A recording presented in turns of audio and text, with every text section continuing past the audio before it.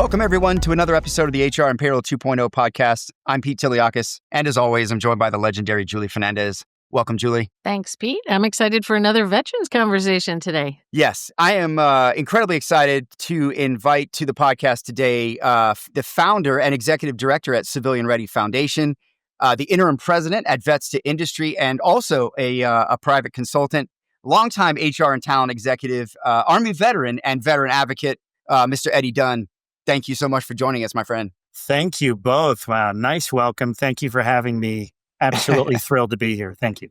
Yeah, I love it, man. We've had some conversations offline. I love what you do for veterans. I think we need more of you in the world. We need to do more to help them. And I know you've had just such a long history of that. I wanted to talk through that, talk about what you're doing next, where you're headed. I know you've got a lot of irons in the fire. But Julie, want to do the honors? We start off with a common question every time here, Eddie. I don't think you'll be surprised, Eddie, but can't wait to hear how you worked your way into the HR payroll environment. What was your path? Oh my gosh. Well, interesting story. There are a lot of people who back into HR and just kind of by hook or crook, so I was at a very difficult situation. I was going to school at nighttime and I was working security at a big pharmaceutical company. And it was a Hey You mission that said, hey, we've got a very difficult termination. And I was working corporate security. So the CHRO of that huge organization took me into a very difficult termination. And it was difficult. And this particular person went off the deep end, right? And I jumped into action, got in front of this person very calmly, started talking to her in respectful tones. And long story short, she said, thank you. And I escorted her all the way out to her car. She gave me a hug and she left. And the whole time, the CHRO was following from behind, watching the whole thing unfold. And it was really interesting because I got to that place in time where, hey, listen, this is not the way to handle this termination. So the CHRO of that organization looked with stunned silence and said, I loved the way you handled yourself, treating that person with respect. And we started developing a relationship with the CHRO. 6 months later, she offered me a role in her organization. That's how I got into HR. That's great. Yeah. Empathy. You got there by empathy and leadership, really. I think that's leadership too, honestly. No, that's great. I think I've had to do that a few times, fire people. It's a horrible, horrible feeling. Horrible. I learned so much. I learned so much from the 2 or 3 times I've done that. It is all about trying to be as respectful as you can and really trying to help people ease into this awful experience, right? However it's induced. So it's a great, very interesting entryway. Well, and maybe even a better question is why do you stay? What is it? So now you've been here for a while. That was a curious way in, but what is it that makes you continue to love it? How much time do you have? So, to me, the intrinsic value of HR is the human part of the equation. And I think sometimes in our industry, we've lost a little bit of that. So I love the human equation because it allows me to help people in the most intrinsic ways possible. So I'm always constantly coaching from executives all the way down to the lowest common denominators, and I'm constantly adding value. I was an HR business partner, HR manager. I headed an HR function, and I've been in this niche space in the military talent side of the business for the last 15 years as a true talent innovator, pushing the envelope, creating value, pushing certain standards that they're not necessarily going to show up, really trying to not reinvent the wheel, but how do you begin to demonstrate the true value of the military talent and how do employers align to that? So from that side, I'm always that organizational design thinker, right? How do you begin to socialize true reform that needs to come into this space? And there's a lot to think through when it comes to that. Yeah. Eddie, have you always worked in talent in your career, kind of on the talent side of HR? I have. Mostly where I cut my teeth was in the pharmaceutical industry as an HR business partner, mostly, right? So I spent 11 years in the first pharma company, and then I was in a manufacturing when I headed HR there. And then I've been in the talent space thematically in insurance, banking, and healthcare. So Yeah. I've had multiple Yeah. industry experiences, very similar functional things that you see across the board. Yeah. Yeah. Absolutely. No, Yeah. it's a phenomenal. It's phenomenal, right? I mean, and tell me about the Army. Like, why the Army, and how did that lead you into HR to begin? After that or during that, maybe. Well, I don't know how, but somehow in my military experience. Tripped and fell. Yeah, Yeah. so how do you go from being a young paratrooper in the 82nd Airborne, jumping out of perfectly good airplanes, right? And I spent a few years active duty doing that, but then I got out of active duty and I went into the Army Reserves, where I went when I became a parachute rigger and jump master. And I ended my career in the Army Reserves. I went down range getting deployed in 2004, but I very happily retired in 2008 and got out.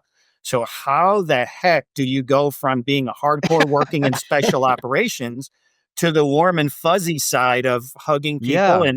Yeah. And I don't know. But Eddie, Wow. I think the answer is in the parachute, right? Yeah. You were Ooh. jumping in or jumping Yeah, out. there you I mean, go. it just feels like that's the secret. Well, look, Eddie, I mean, I think as a leader in the military, I think like so much of your job is the care and feeding of your troops, your Yes. Marines, in my case, Yes. right? It's making sure that you take as many in as you take out. Yes. It's making sure that they have everything they need before you have your needs met, and it's caring for people in a way that I think is different, right? It's obviously different, I think, just in the military, but super that's where great point, I think that's Pete. where it comes from. Yeah, super great point, because what we do in the military, because I was a senior enlisted guy and I was a retired first sergeant. So you know what I mean by that, right? So when you're a retired first sergeant, it never leaves your DNA to take care of soldiers. And I took morale is a big part of the first sergeant's job. Huge. Yeah. Yeah. So that It's very DNA much an is HR role if you think about it. Yeah, absolutely. Absolutely. Yeah, just for those that are scoring at home, the first sergeant is it's not the most senior, right? It's the next, it's E9. So it's, right? It's Am I it's right an about E8. that? I forgot. In the Army, it's an E8. I think in the Navy, I think it might be an E9. I'm not sure. Yeah. So it's your most senior, it's senior executive enlisted folks who are fundamentally reporting directly to the senior commanders, the generals, the colonels, making literal decisions about the command. And it's a very pivotal job. My friend of mine just retired the last 4 years as a first sergeant. And we've been talking about that. And a big part of his job it's really HR. It's a lot of morale. It's a lot of troop readiness. So yeah, it's really interesting. So I think that's where you got it from, is my point. Probably, a lot of training. I like my answer better. I like the parachute. Listen, okay, we'll take it. I'll go with that one. Yeah, that sounds good to me. Yeah. So Eddie, I want to talk about your work with veterans, and I want to get to your organizations and why you founded them, because I know you founded a few and you're doing some really cool stuff. But like in all the time that you've been out of the military, you probably had a transition experience of your own. Every generation goes through different dynamics. I feel like, the Gulf War folks of my era, the first Gulf War, it's different than the era that's coming out of GWAT and some of the other stuff that's happening now. Things are changing in the workplace. The microeconomics are different. But like, what's changed since you got out of the military and, to now, and what you're seeing in terms of helping folks make that jump? Yeah. When I got out of the military, there was almost zero transition assistance resources, right? So, it was. What year was that, by the way? I retired in 2008 out of the reserves, and there was zero resources. Well, I got out in 95, so there was really zero. And there was no internet hardly. There was only a little bit of internet. There was internet, dial-up. There was dial-up back then, right? Yes. So, So there has been, how I got into what we call the military to civilian transition space was by hook or crook. I was an HR manager, and ultimately what happened, Pete and Julie, was, hey, aren't you that HR guy? And I need help with my resume. And what was happening is many service members were coming back from their first deployments, and they were being laid off in droves. And so corporate America, were saying, hey, you're not, they were not aware of the USERRA laws back in that day that already existed. And so I was one of the very few people who had a job when I came back. It was like 80-90% attrition for service members not getting that. So I just started from there and started helping. And then I began to realize that there were no services for service members in terms of the transition. Now, transition assistance program did exist in nominal ways, but it was a 5-day or 3-day class relevant to it was like a workshop. Yeah. That's all it was. And it wasn't enough. And again, I'm going to say this with reverence that I'm not here to bash anyone or anything, but I am here to point out that the system is not working for us. And so when I began to see that, I was minding my own business. And I had this little bank called JP Morgan knock on my door and say, hey, we just got a black eye from the banking debacle of foreclosing on service members coming back from deployment. And we want to hire 100,000 service members. And that was back in 2011. So they said, hey, you check all the boxes. Well, okay, what do you mean? I said, well, you're an HR guy and you're a veteran. Can you help us? And I looked at, and they wanted to start a coalition of employers to hire veterans to make up the ground they lost with the black eye. So ultimately, that's how it started. And Jamie Dimon, they threw a lot of money and resources at it. And then it exploded. And we hired 140,000, I lost count, of veterans with 120 companies reporting in less than 3 years. We were supposed to hit it by 2020, and we did it in less than 3 years' time. Wow. That's impressive. Extraordinary. But the last thing I'll say in this... And there were a lot of great initiatives like that. Yeah. Yeah, go ahead. They all started the same. The last thing I'll tell you, and this is where it bothered me the most, and this kind of sets the pathway for maybe the rest of our conversation, but I noticed something that really was bothering me a lot. As many as service members were coming in the front door, they were leaving just as fast out the back door. And there was something going on that I just saw for myself that that I kept bothering me. I'm like, what is going on? And so that's where I began digging in and trying to figure out what was truly going on. What else did we need? Yeah.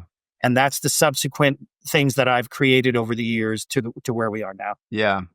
Is that what led you to found Civilian? I'm sorry, I've always forget the name. Civilian Ready Foundation. Civilian Ready Foundation. Yeah. This is yes, and it's the reason why I built that, because there was something. So the retention and the data was beginning to show us that there was a disproportional negative impact on service members consistently across 2 data sets.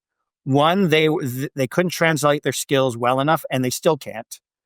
And the transferability of those skills that are acceptable culturally and systematically by the HR systems that they're prone to, that employers use. Yes. And I can dive into that any way you want, but I began seeing these very significant gaps. And I decided to do something about it. And this is where Civilian Ready ultimately is about bringing the well-being into the military-civilian transition process, because that is the huge component piece that is missing. So when an employer thinks about it, they're going to turn around and say, we want retention value. Well, guess what? Retention value equals well-being. If you invest in their well-being and their development, they're going to stick around, and you know that instinctively. But HR has yet to figure that out. Is that what was happening? They got placed and then just sort of got lost? A lot of the times, because we were not helping them design their lives a certain way, right? You have a lot of transitioning service members, and you can see it for yourself. And here's the pattern that they spin around in ultimately. They jump from job to job trying to figure out what they're trying to do. They'll wear multiple hats, right? Yeah. And you'll see that turnover. They're turning over year after year, and you're seeing that costs an employer a lot of money. So our reboot is designed to go all the way upstream and get them in a life design process that enables their well-being. So when they get to the employer and we deliver them to an employer, they've already figured out, hey, this is the direction I'm walking in. And here's the retention value as a result. Yeah, I've worked with a lot of veterans, and I see one of the things that really breaks my heart is that a lot of them come out without confidence. And I'm like, you're the baddest motherfucker in the room. Sorry. Freaking You have no reason to have confidence problems, right? Like, that's counterintuitive. But the confidence problem is in that they think, I don't have this. I can't do that. I don't know that system. I don't know this system. And all I try to tell them is, listen, you just don't know how they talk. That's it. You do know, you can learn those systems. You can learn those things. You already have skills that they probably don't even have in their C-suite, that none of their leaders probably have, unless they're veterans, that you can utilize to learn what they talk, how they talk and what they do and what their product is and how their systems work. But the confidence thing is a problem. And then you put them in front of people who don't know how to talk to them, and they talk past each other.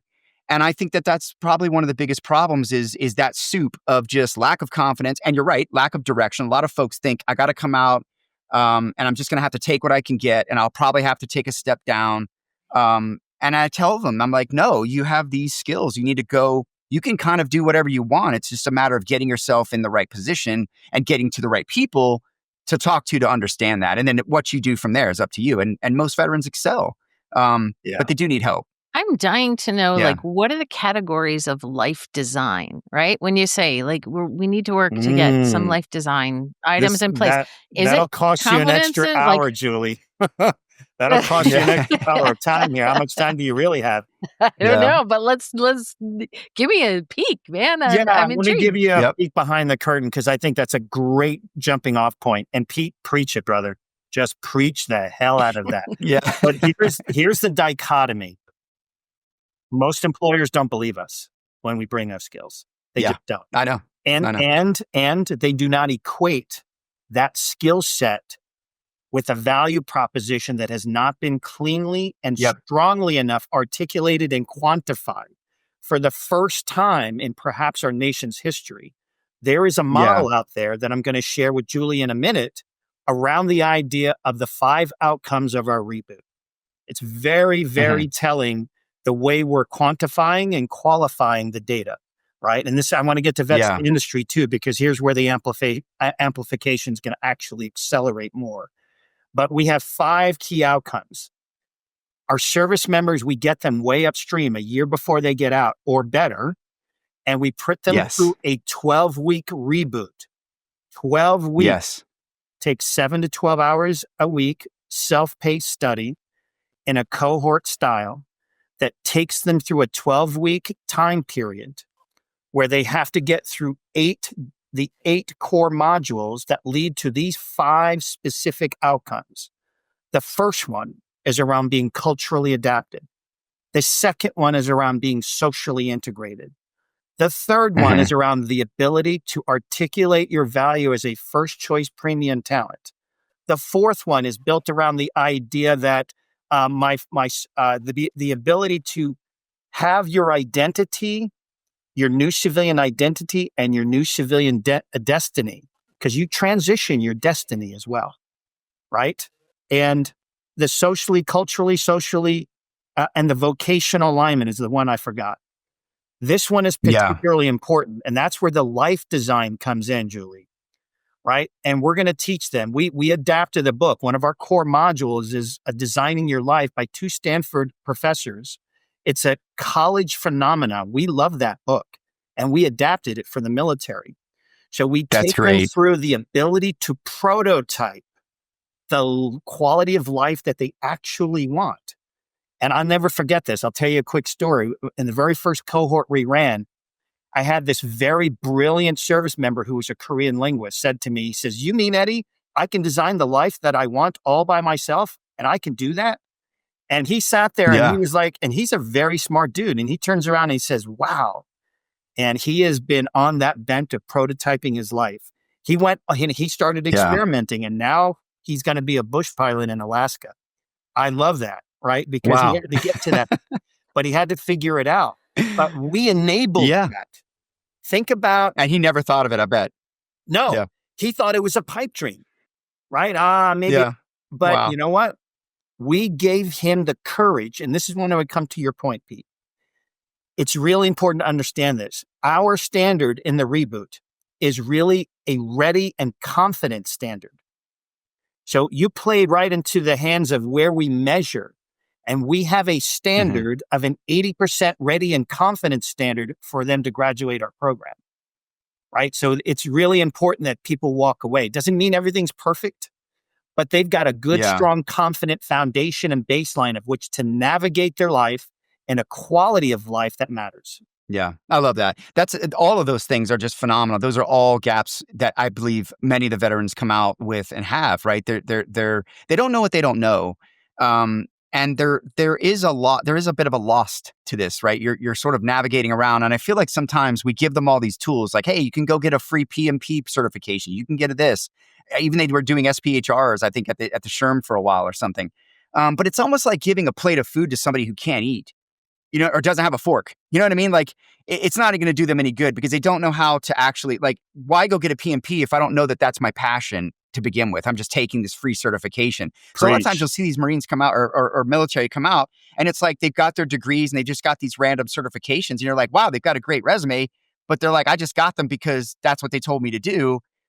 They don't really know where they're heading. And that's what bums me out and this is beautiful. And I love, absolutely love the idea of starting this before they leave.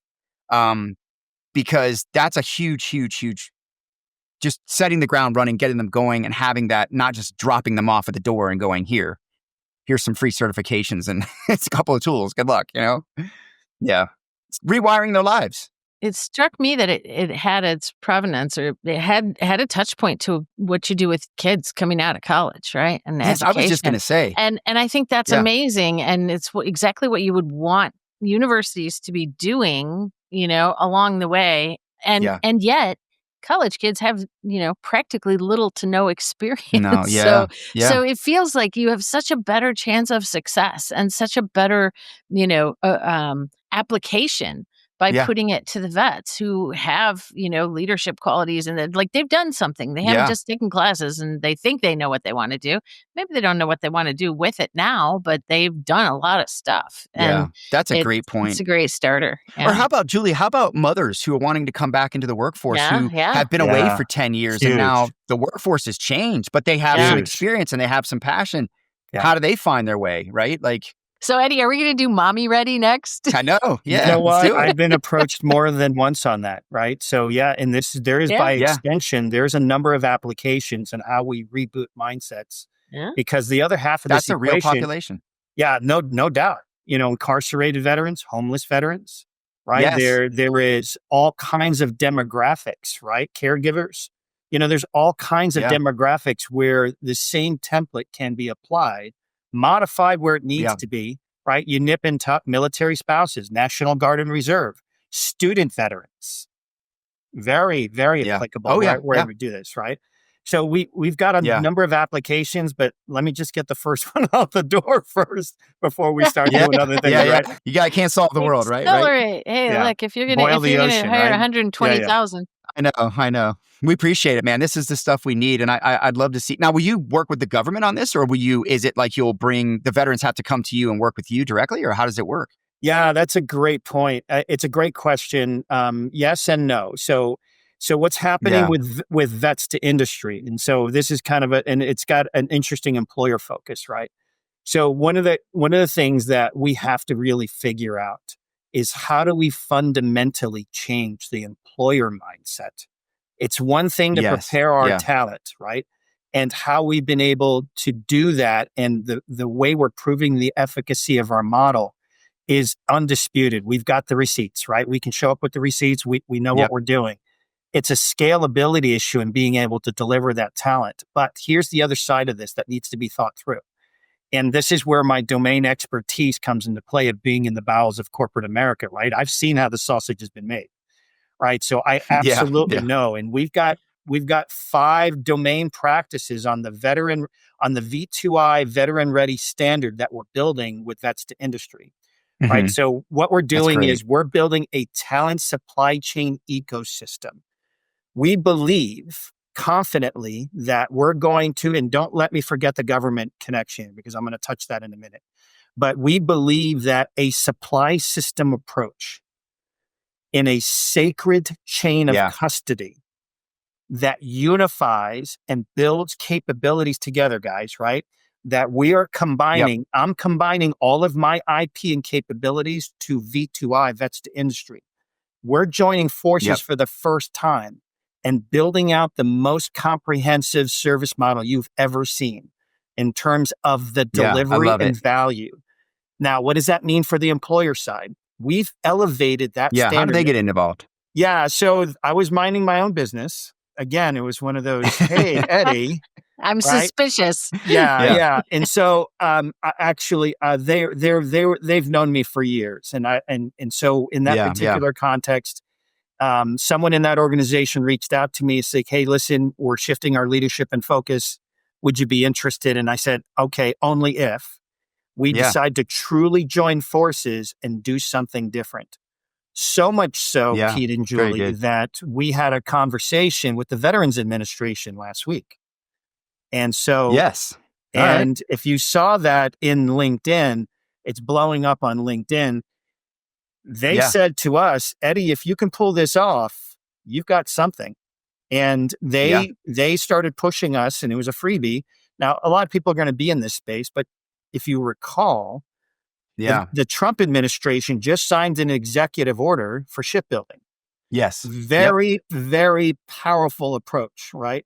So we're looking at Yeah. our talent supply chain ecosystem and an elevated employer standard and overlapping with shipbuilding to be able to Yeah. bring our community into that industry at scale. That's great. That's That's the great. piece that we need to do. We have to we're very focused on three areas, right? These are our strategic priorities for the V2I, for vets to industry, right? Number one, how do we scale value and impact of our collective missions? You and I both know that our greatest strength is our greatest weakness, Pete, right? So what happens is there's Yep. a lot of pretenders in this space that say, hey, maybe we'll stick our toe in the water and how to collaborate with you. No, we took it to the next level, and we're combining capabilities, IP, knowledge, skills, and ability to deliver something different in the space that's never been done before. Closing the Yes. Yeah. gaps on the employer side and the veteran side and how we show up. And that elevated standard is going to accelerate that value. The second piece in this is Yeah. based on the idea of this industry vertical and regional economic hub approach. We have just mapped all the shipbuilding areas in the United States and where we have a locals strategy and how to scale that value in that particular area. The ones that you would think about are Norfolk, Philly areas, San Diego, potentially Houston, all these coastal city places where we can draw value for that industry and begin to push that talent towards those industry verticals. We're Right. thinking about That's shipbuilding. great. We're thinking about healthcare. We're thinking about broadband, right? We're even thinking some really odd stuff like Broadway and entertainment, Yeah. where we've got key value in those industries, right? So we're thinking about it that way. The third and last strategic imperative is, how do we really get VSOs to cooperate with each other, right? How do we Yes. begin to, Yeah.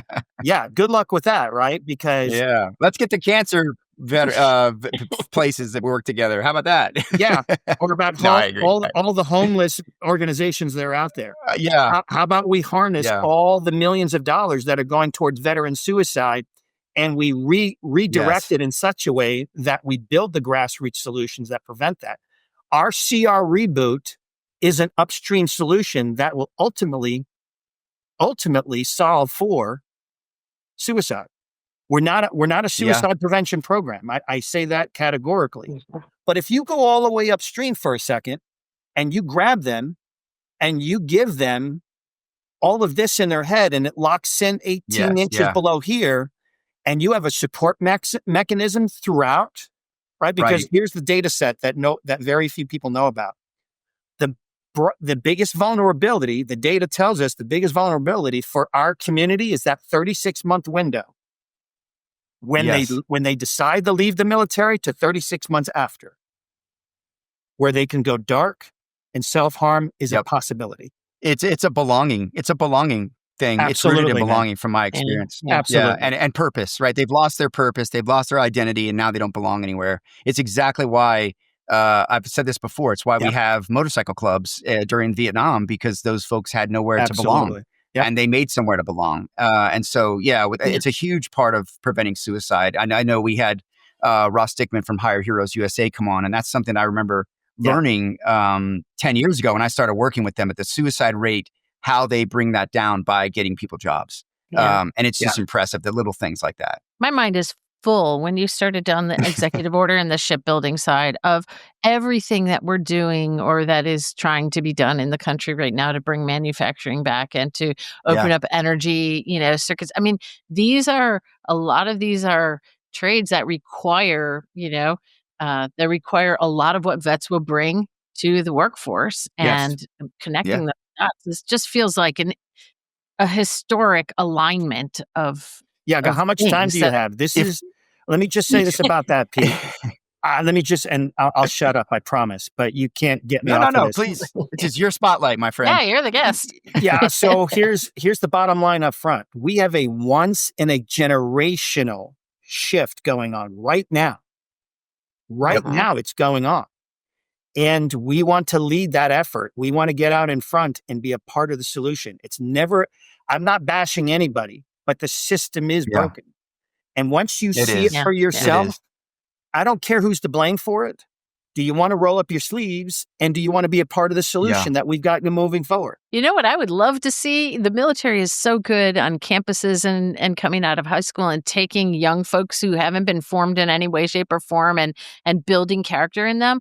Just imagine if we could actually get some of this intern connection going and having service members not only fill those gaps, but having them help us bring Gen Zs and new generations into the workforce in a meaningful way, right? Talent attracts talent. Always, always. That's such a prophetic statement. And I'll tell you why, because should I say this out loud on a podcast? Yeah, I think I probably say anything you want on this one. Say it. Okay. So with edit rights, I'm right in the middle of writing my book, right? And so hold me accountable for this. But congrats. The title of this book is called Operation Noble Impact: How Veterans Will Refather a Nation. So you have no idea how deep and profound the statement you just made. I agree. Yeah, there is an opportunity for this generations.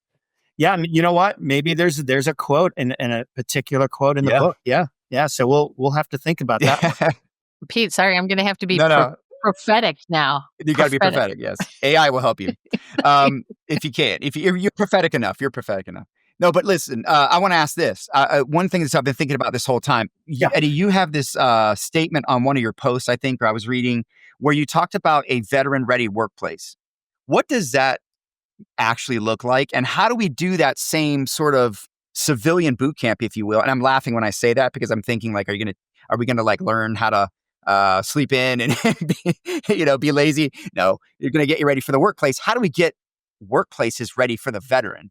Because I know I've done some work, for example, under some of those White House initiatives years ago with Deloitte, for example, had a massive one.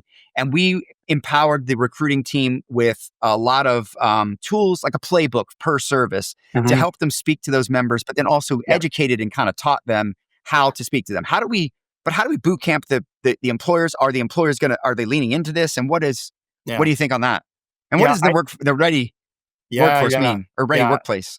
It's a great question. And I start with a very simple yet profound value proposition for the C-suite only, starting first. Not only, but starting there first. Right? Yeah. And it's a very simple yet profound value proposition, right? How do you improve the organizational performance of that organization and grow their revenue by teaching them how to hire veterans more effectively? Teach them to hire and retain them more effectively.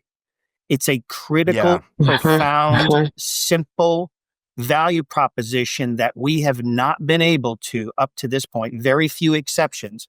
There are companies who've dappled and held that value for themselves when they've realized and discovered for themselves that service members bring the extra, right? There's something about service members, the three of us, violent agreement, that we bring something different from the civilian population. Not meaning we're better than anybody else, but our lived experience is very different than the civilian lived experience. And because of that, that needs to be commoditized in such a way and gets reaggregated, integrated into the organization to push the P&L of the organization. Because ultimately, C-suite members and senior leaders in every organization They don't care about the goodwill. They just don't. Yeah. I'm not saying that in a bad way, but they have stakeholders that are looking at their P&Ls and they're being judged significantly because of it.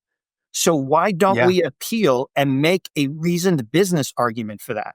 So everything from there starts with that value proposition. Once you stick the landing in that and the C-suite leader says, that makes a lot of sense. Here's the great equalizer. I believe in the next 12 to 18 months, maybe, now you can quote me on that, or maybe we edit this out, I don't know yet. But what I believe AI is going to help corporate America rediscover the military talent. And I say that because skill-based hiring is going to level the playing field. And when they do that, they're going to be looking at the military talent again and saying, you know what? Yeah. Maybe we'd make a second run at this. And this they guy are was full of skills. Yes. Think about how powerful this is. Think about this. Yes. I have an E8, E9 with an MBA. Think about that. I mean, here's a senior NCO with all of that life experience with an MBA, and he's coming into your organization. That means he knows strategy and execution all at the same time. Yeah. And he will push that organization to heights you've never seen before. Yeah, Eddie, I think the same thing. I do think the skills-based solutions, I study those in the HCM tech world, and they are getting better. And I think they are going to see that veterans are going to rise easily in that. And I also think that veterans are going to be able to be very dominant in this AI age as you start to strip away these commonalities, and what's left is emotional intelligence. They're going to be incredibly dominant. Yes. When you think about leadership and adaptability and change and just all the things that are just the norm in their worlds and the expectations. That's one thing I think is very different of people coming out of the military. The expectations that have been placed on us at a very young age, at an incredibly young age. Yeah. And the things that we have been taught are worlds ahead of a lot of the leaders I worked for when I was 18 years old. I saw leaders that didn't have any leadership training. And here I am reporting to them. And I probably could have handled the situation better than they could because I had training. It's not their fault. And so I don't know that people understand that about veterans and just the immense emotional capabilities, skills that they're bringing. And I agree. I think they're going to be in a great, great position here, as we go forward. But while we're on that topic, there's a lot of bitching, if you will, in the community. And I wasn't a SkillsBridge generation, but is SkillsBridge meeting the needs? Can you maybe just explain what it is for folks out there? And is it working? And how does that play a fit in what you're trying to do differently? Yeah. So one of our domain practices on the V2I veteran ready side of the business is a center of excellence around SkillsBridge. So we can probably spend an hour or two on this, just on this subject alone. It is my, but just touch on what it is and how that's going to work. So for your audience and maybe employers looking at SkillsBridge, right? SkillsBridge is one of the best programs out there. And I'm going to put a caveat around this. I think it's really important. Yeah. And so how do I? Yeah. So SkillsBridge is a Department of Defense program, right? And what it does is it enables service members to participate in military fellowships and internships with employers while they're still on active duty at no cost to the employer. That's fundamentally what the program is. This gives them the opportunity for service members to gain the skills and see if it's a good fit for the service member, right? See, it's like, hey, I'm here. I've gone through their training. Yeah. I think this is a great idea. And it's a try and buy methodology on both sides. Right. You can do it up to 180 days. And the advantage is it's a try and buy for the employer, and there's no labor cost involved, except for maybe some ancillary things in terms of the prep and onboarding, blah, blah, blah. So for the service member, they get some skills under their belt. So on paper, it sounds like a great program. But, and again, I want to be very careful in the criticism here.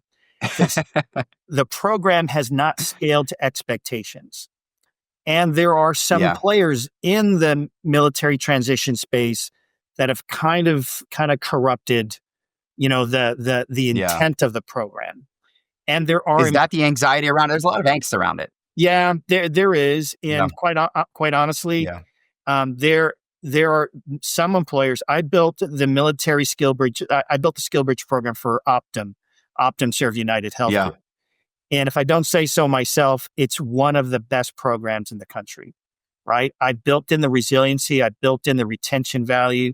I built in the processes, and I handed off a great program to United Health Group. They're a Fortune 4 monster in the healthcare field, right? And so they have one of the best ones in the organization. That's a plug for United Health Group. Yeah. That's great. So will you integrate SkillsBridge into what you're doing as well? It's already integrated, right? So that's one of our domain practices. Right. So Vets to Industry is going to walk in, help employers build a center of excellence around SkillsBridge. That's primary. Because once you have that foundation set around SkillsBridge Center of Excellence, it begins to attract the entire community. Oh, you could do a great SkillsBridge there. And then all of a sudden, other vets are going to be military spouses, National Guard and Reserve, student veterans. They all start getting pulled in to the organization. So when I left United Health Group, I'd save that organization $8.5 million in labor cost savings. Yeah. Wow. Amazing. That's serious. Yeah. That's great stuff, man. I think we just need, I mean, it's like you said, it also too, like I worry about the one size fits all thing too. And I think your model is much more custom to their needs, their desires, where they're headed, their skills. Whereas I feel like SkillsBridge and some of the other things, they're nice, but they're all very one size fits all. So, I love that, man. That's really cool. I want to ask you a couple more things before I actually want to ask you one more thing. And then I want to get to a little bit of advice for veterans and a little bit of advice for workplace. But tell me, you actually also had something I came across on your, and you might have talked about this a little bit already, but like you had something that you had on one of your posts called a transition as wellness framework. That's key. And I think we talked a little bit about the belonging and stuff, but tell me about that. Tell me about the transition as wellness. Yeah, it's bringing the well-being in the military transition. You know, when I was seeing all the service members run out the back door, it wasn't about that the job was the problem, is that they weren't ready. They just were not ready because they were dealing. And I'll tell you one thing that no one ever talks about. So when you're coming out of the military, I ran across a service member. It was very interesting, right? And I had a great conversation with him. And she said to me that, Eddie, I'm a single parent trying to go to college and I'm trying to move my family across the world. And to get to a place where I'm getting out of the military to get my DD-214. Think about the pressure. It's not getting out of the military that was out. It was the multiple transitions they were going through all at once. That type of pressure is crammed into a short period of time that they're all dealing with at the same time. And I'm sitting there going, what the hell, right? Whiskey, Tango, Foxtrot, right? You think about that. And you're sitting there going, how? And you know what? We're hardcore. Military, we can get through it. But what's the cost? We'll figure it out. Right. But what's the cost long term? It's not healthy. And we can help that. Yes. And we have a few amazing ideas to be able to smooth out the transition and get after it in such a way that's going to really get at that. So the well-being component pieces, it's the 5 outcomes I talked about earlier before. That's the well-being, right? When you're when you're culturally adapted, socially integrated, vocationally aligned, with your ability to articulate your value as a first choice premium talent and the ability to walk back into civilian life with a new civilian identity and a new civilian destiny of purpose, passion, and impact. That's all we can ask of our program to be able to get them on their way with that right foundation. Yeah. Yeah. With confidence. That's with confidence, I think, is the important ready thing and too, man. confident standard. Yep. Yeah. I love that. I love that. Eddie, I could talk to you all day, man. I appreciate what you do. I want to ask you a couple pieces of advice, if you would share with our audience. So let's talk to the employers for a minute. What is one thing that employers should stop doing immediately when they're engaging veteran candidates? And what else would you tell them to do right or better? Yeah, I think it kind of it's the same. It's a two-sided coin on the thing. Yeah. Hiring veterans through your cultural and systems lens is no longer going to work. You need to stop doing that. You need to invest in the ability to hire veterans more effectively so you can measure the performance and gain the revenues from putting them in the right places at the right time and retaining that talent. That requires a different level of investment. It doesn't mean the investment costs an exorbitant amount. I'm talking about a cultural change and a systems change that is going to not separate the military talent, but invest in them differently because the needs are different. And your ability to articulate the value that you need is different from what they can do for you. So that ability to translate, transfer, and apply that talent to drive your organizational performance and grow your revenue is critical path to your success. Yeah, absolutely. Absolutely. What would be a piece of advice you would give to veterans to say, start doing immediately? What would be one advice to them? I give this advice a lot, and it's kind of an odd piece of advice. When a service member begins their transition and makes the decision to get out, whether it's a year out, or zero, and they're right at their DD-214 and they're getting forced out, for whatever reason, many look to their left and to their right, what their buddies are doing. And that is not always the soundest advice, because with the best of intentions, your buddy's going to tell you, they're going to tell you, hey, I did it this way. And they're going to think, well, maybe that's the way to do it, instead of making an informed decision. So at Vets to Industry, we've got an enormous library resource, and that we're beginning to bring AI into it. And we're creating decision matrices that enable service members to make great decisions in the right time, right place, with the right resources. So the advice I always give to service members is you need to know what you don't know. And at the beginning of your journey, you don't know a lot. And I say this to 3-star generals all the way down to Private Snuffy and the E4 Mafia. And you know who I'm talking about, right? Sometimes they're as hard-headed as a 3-star general that I've mentored. I've mentored more than one. Yeah. Where very quietly... Corporals run the world, though. Yeah, obviously, right? And so taking off the uniform for the last time, don't underestimate that, right? Is it just about resumes? No, it's about how you're dealing with the losses and the well-being approach. Do you know how to point yourself in the right direction, making well-informed decisions, right? And that is what I offer to them. They need to know what they don't know. And they don't know a lot when they're getting ready to push out for the first time. Yeah, I would agree. And I would add some color to that. When I was getting out of the Marines, it was mid-90s, and I did not know what I was going to do. I had no clue. And I just thought I'd do what one of my friends were, most of my friends were doing. And a lot of them were becoming cops, right? And one of my friends was going to be a police officer. He did become a police officer in Montgomery. I don't think he ended up staying. He ended up going back and working with his family later. But I was going to do the same thing. And it's exactly that, right? My advice to people is I let my transition happen to me. Now, I didn't transition at the most resource-rich time, but I also did transition at a time when there was a boom in the world, right? With the internet, right? .com, everything was just going crazy with tech. So there was a lot of opportunity. But the point is I think you need to be deliberate about your career and lead yourself. You need to lead. Don't be just don't get into the current and sort of float, because you will get lost. And I think that you need to have a purpose. And I love what you're talking about doing, because I think it is kind of paving a path for them into the corporate world, that will, to your point, give them confidence and skills and readiness to be out there and put all the great skills and stuff they have under the hood to bear for their employers. So don't let it happen to you. You've got to really lean into it. You've got to make good decisions with the resources that you have and use your network. That can't be overstated. That's what I hear more than anything. Is relying on resumes is a challenge for many different stakeholder groups, veterans, Gen Zs, all the others that we've spoken about. Network. And networking is the way to cut through the volumes of resumes that are out there that don't get the right attention.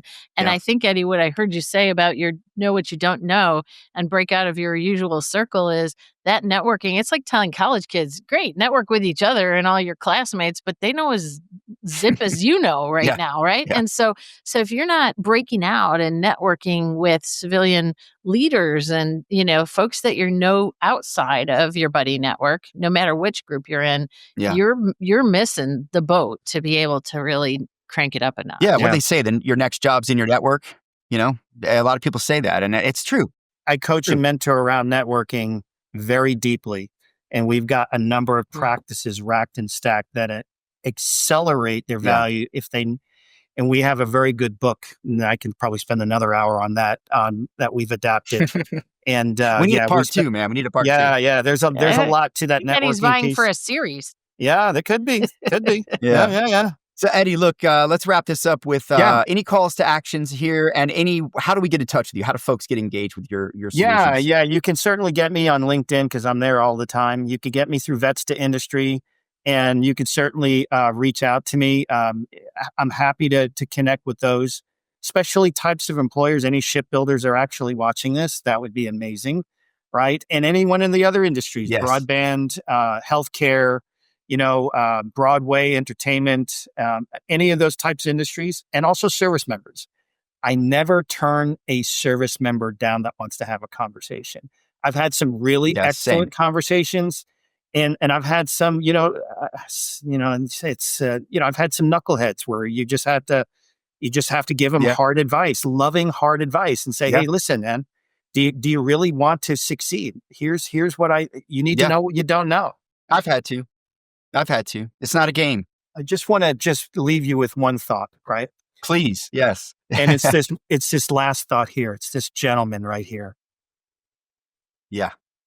And that is my father. And he is a Vietnam veteran. And and I will tell you the reason why I do what I do and where it all comes from. And it's so important for your audience and for people, because I know you will identify with this. Everyone will have a story.